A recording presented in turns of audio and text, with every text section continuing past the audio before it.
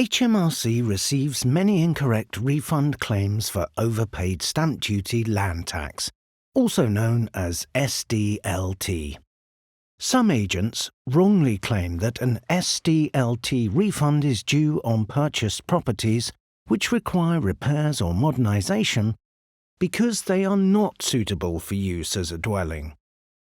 However, a property that has been used as a dwelling or that can be lived in again after improvements is suitable for use as a dwelling.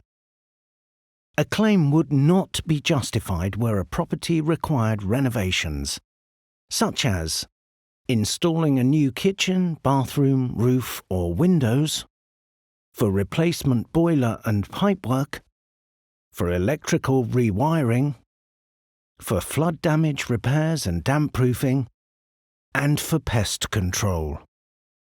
Very few properties qualify as not suitable for use as a dwelling. Some agents contact property buyers offering to make risk-free claims for a fee on their behalf. Beware of the risks. If it looks too good to be true, it almost certainly is. Even if you receive a refund, HMRC can still inquire into your repayment.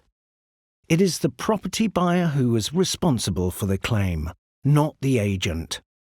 If your claim is incorrect following an inquiry, you may be liable to a penalty charge. If your property is genuinely not suitable for use as a dwelling, you can make a claim. This can be done in your original SDLT1 return, which your solicitor or conveyancer will submit for you, in an amendment to your SDLT1 return, or in an overpayment relief claim.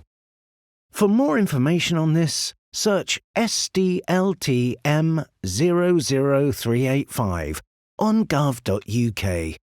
And to make a claim or amendment yourself, search Stamp Duty Land Tax Online and Paper Returns on gov.uk.